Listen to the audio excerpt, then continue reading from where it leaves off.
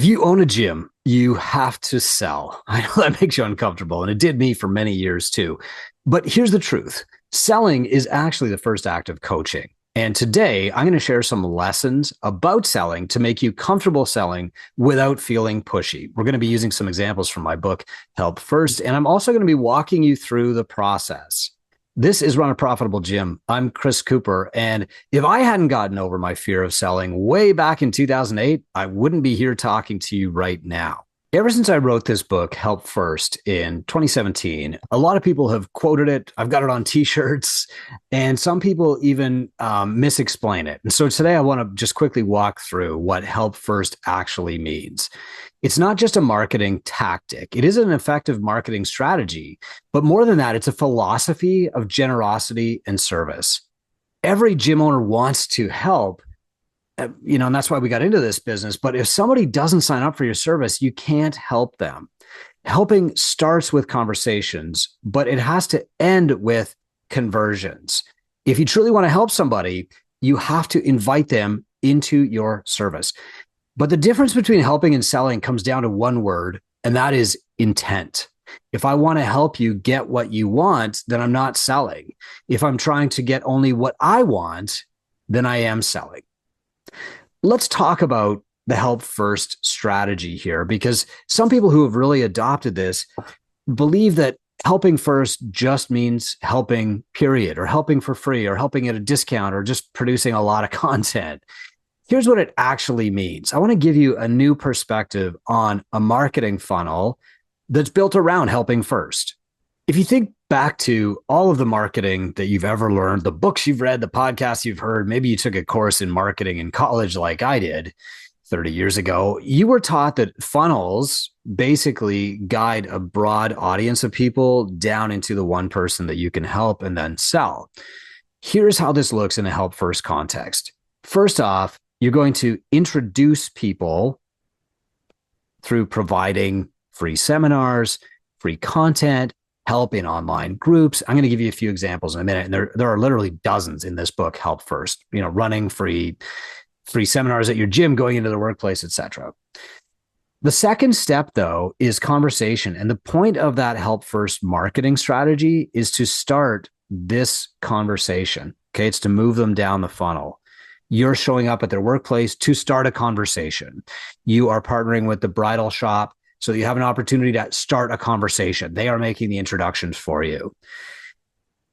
After that conversation, or the point of that conversation, is to work toward an invitation to your service. You're not just having a conversation as a getting to know you. There's a point to the conversation, and the conversation should lead to an invitation. And that invitation should lead to a conversion. If you're having trouble remembering this, here's what I do. I remember ICIC. ICIC, introduction, conversation, invitation, conversion. Introduction, conversation, invitation, conversion. Now, here's how that looks in practice. The Help First strategies that you'll find in this book get people into the conversation stage. They make an introduction for you. So here's some examples from the book. Telling client stories. People share these stories online, other people comment, and that is an introduction to you. Next, offering free seminars, going into the client's workplace and telling them how to de-stress at their desk. That's an introduction to you. Your client is introducing you to their coworkers. Founders Club launches, where you're talking to local businesses and putting up signs outside your gym about your Founders Club. These are introductions to you. Giving help in occupational or social bubbles. So, for example, hey, I know that you're golfing next weekend. Why don't you bring in all of the women that you're golfing with, and we'll do a session together? Or, hey, I know that you're in this wedding. Let's bring in the wedding party and start a session together. That's a social bubble. Media and newsletters are an introduction to you. Podcasts like this one are an introduction to you. Thanking everyday heroes. So thanking up, sharing posts about people who are doing amazing things in your community. These are an introduction to you. Team building and community events, going to the clients who own businesses and saying, why don't you bring your team in here and we'll do a team building night? Or going to the clients that you have who are on sports teams and saying, why don't you bring your team in here for a fun little combine or a year-end party? These are introductions to you. Another one is something like a wine and wad, where on a Friday night, you tell your clients, bring in one friend. We're going to have a little fun little workout, and then we're going to just drink some wine together and just have a fun little party or a Christmas event or whatever you want. These are all introductions to you. It's usually your clients introducing you to their friends, right? The goal of these introductions is to start conversations. This is why just doing a free trial group at your gym doesn't work, because it's just an introduction, but it doesn't lead to a conversation. What you have to keep in mind, and what some people miss in the book Help First, is that they just produce content, but then they never further the conversation. If you really want to help people, remember, you have to get them into your gym. It's not enough to give them education. Education will not change their lives alone. You have to actually coach them. And that means you're going to have to take them by the hand after the invitation and lead that into a conversation. Okay. Because when your clients know that they need your help, you'll never have to sell anything again. And the way that we help them best, or we help them more, is through conversation. So what you want to do here, after you've posted the media or done the seminar or given the partner workout or whatever, is that you have to lead that into a conversation. And so what I always ask myself is, how can I help this person get what they want faster or better than what they're doing right now? And that's what's in my brain the whole time I'm having a conversation with them. So for example, if somebody comes up to you after a seminar, like they just did with me yesterday, I was presenting, and they're like, hey, I've got this quick question. The question that should be in your head is, how can I help this person get the result that they want faster? The answer is always going to be the same. It's always going to be the next step in this funnel. It's an invitation. Why don't you come into the gym and let's talk about this in private? Why don't you come into the gym and I'll show you what to do? Why don't you come into the gym? I've got this great habits plan that I can show you there. Okay. It's an invitation. And an invitation flows naturally into a conversation. If that's what you think of it as, if you think of it as a sales pitch, you'll feel awkward about it. Like you're asking somebody out for a first date that you've just met. That's not what this is. This is an invitation to join a party, an invitation to join the community that will actually help them. When I had that epiphany, I started getting really excited about inviting people into my gym. Okay. Now the invitation, it still feels hard the first few times you do it, but here's how to do it anyway. Most gym owners struggle here with, hey, why don't you come into my gym and let's talk about it? Because it feels like you're asking somebody on a date and you're scared of rejection. Subconsciously, your ego is at risk, and your ego is like, no. Protect yourself. Don't take risks. Don't invite them out. Don't be the first to introduce yourself and say hello. And instead, what you have to do is say, do I care enough about this human being to show them how to solve their problem? Years ago, I was down in Minneapolis and we were there for a nephew's hockey tournament. And they had this kind of room for people in the hotel where you were staying, and you could go in there and you could get snacks. You could watch TV. It was quiet. I would go in there and do work for a couple of hours in the morning before the kids got up. And one day in this room comes this guy who, he's walking with two canes and he's barely mobile. He's dramatically overweight. He's probably early 60s, but he walks like, he's on death's door. His wife is there. She's small, kind of bird-like, she's fluttering around him, helping him out. Let me get you this. Let me get you that. He's drinking a Coke for breakfast at 7 a.m. He's also having like a yogurt. And so because I saw these people 1 day, 2 days, 3 days in a row, it was awkward not to start a conversation because we were the only ones in this little room. And so I was like, hey, what are you guys doing in Minneapolis? And it turns out that he was there to have his leg amputated because he's so diabetic. He had lost feeling in his toes and the doctors were going to take his leg. And his fear was that they were going to take his second leg a year later. And his wife even said something like, they can't take both at once.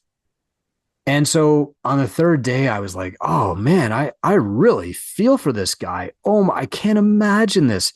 But here he is drinking a Coke at 7 a.m., eating this sugary little thing of yogurt for breakfast, sitting down. He's not moving. The wife is like, fluttering around, doing everything for him. Man.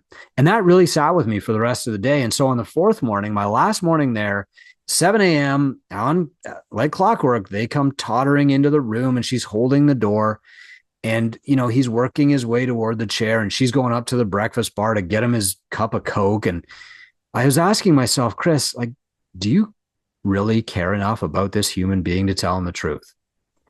That was an enormous ego risk because I knew that they probably wouldn't hear what I had to say. They might get offended. I might get embarrassed. They might tell me to F off. And I realized like I just care too much to not say anything. Like, what if this person is in this position because nobody's ever told them the truth in a way that they understand it? And so I sat down, looked him in the eye, and I said, "Hey, my name's Chris, by the way. I own a gym and I work with a lot of people who are diabetic. There are some things that you can do to make your life easier. Would you like to hear them?" Now, it felt like I was trying to hand out Bibles on the street corner, I'll be honest. But he said, "Yeah, I would." And maybe it was just because they were from the Midwest and they were polite, but maybe they actually had never heard this before. And so we started talking about sugar and we started talking about carbs and we started talking about insulin. And I resisted the urge to sit down and draw pictures of insulin spikes, on a piece of paper because they didn't need to be lectured. They needed some help. And so I said, if all you do is you get a little bit of protein at every meal, you get off the Coke, you move as much as you possibly can, there's a way that you can avoid losing the second leg. It's probably too late. You're already here for the surgery. And this guy had tears in his eyes. And he didn't praise me. He didn't say, "Oh, nobody's ever told us that before." Of course not. But hearing it from a stranger who genuinely wants to help might have been different. And I offered him to stay in touch. I gave him my cell phone number. I never heard from him again. Did I make a difference? Maybe not. Did I just do that to make myself feel smart? No, I did it with the honest intent to help. So for you to be comfortable making the invitation, just remember, you're not inviting them to a sale. You're not trying to trick them. You're inviting them to a party. And usually it's your own ego that stops you. Okay. Just remember, like, people are too scared to bridge the gap. They're not going to invite themselves to your place. They're not going to invite themselves to dinner. They're not going to invite themselves to your party. They're waiting to be invited. And the reason that they haven't signed up yet is because they don't feel like they have been invited. All right. The fourth stage here is the conversion. What you have to remember in this stage is that sales is the first act of coaching. You have to coach them to sign up because and I know that if they don't sign up, nothing is going to change in their lives. You can give them all the free resources in the world, but knowledge will not solve their problem. They can find a diet online in 30 seconds. They can find a new workout program on YouTube in about 4 seconds. They have access to all the knowledge they need, and it's not making a difference. If you own a gym like I do, people are coming in your door to be coached, not to be sold, but to be coached. And so you have to coach them. Tell them what to do based on what's best for them, not what's cheapest for them. That's honesty. And the no sweat intro process is all about honesty, telling people the truth. Here is what you need to do, not sugarcoating it to make it sound easy, not sugarcoating it because you think, well, I know what they can afford or what you can afford, not putting those limitations and filters on people. They deserve honesty. They expect honesty. That's why they're there. And if you aren't honest with them, that's when it will feel like a sales pitch. If you're saying in your brain, they don't look like they can afford it, it will feel like a sales pitch. If you're saying in your brain, they're a teacher, I should give them 20% off, it will feel like a sales pitch because it is. Sometimes just because you're desperate and you need this sale so bad, it will feel like a sales pitch. But I promise you, the cure for that is an honest intent to help. What is actually going to help this person? It's personal training and reps. Reps is the other thing. You have to practice this. My close rate at my gym is very close to 100% because I don't feel any pressure to close anybody. I do feel a lot of pressure to tell that person the truth because best case, they sign up for my gym and we help them. Worst case, they leave with the truth. And maybe they come back to my gym. Maybe they don't. But now somebody in their life has told them the truth. And there are probably very few people who are telling them that. Okay. Use the prescriptive model. So in the prescriptive model, if you just follow this, you won't feel like you're selling. You'll feel like you're prescribing. So you tell them where they're starting from. You show them what's realistic. You give them their options. Would you like to do this one-on-one with me or in a group setting? You prescribe the best path. Here's what should happen. And you don't project anything else onto them. You don't assume you know what their wallet is like. You don't assume you know what their schedule is like. You don't assume that they want group coaching or that they want one-on-one. You don't assume that they're going to hate this. You don't assume that they're going to ask for a discount. You don't assume anything because you can't read their mind. You don't project any of these limitations onto them. You tell them the truth and then ask them how they feel about it. Now, look, caveat, you're probably underpriced already for the value that you provide. And the reason that you're underpriced is all about your confidence, not about what they can actually afford. That's in your head, not in theirs. So before you go any further here, remember that the client's sense of value is not the same as your sense of value, especially if you're a broke gym owner. You have no idea what they value. You know, there's this old story by Zig Ziglar. When I was trying to sell treadmills, my boss would get me sales coaches and she'd give me books. And one of the books that I really liked was The Art of Selling by Zig Ziglar. And he told this story. He was going door to door in the Great Depression and he was selling pots and pans. And, you know, he had this really amazing frying pan that people could use to cook just about anything. And it was easy to clean. And so he'd go door to door to door and he would knock on the door, and people didn't have television or radio back then, really. So just for the entertainment, they'd invite him in and he'd pitch and pitch and pitch. And they'd ask questions just to string out the conversation. And finally, they would not buy anything. And so he's down in rural Georgia. He's exhausted. It's the end of the day. He's dry. He's in this family's living room. They are broke. I mean, they are poor.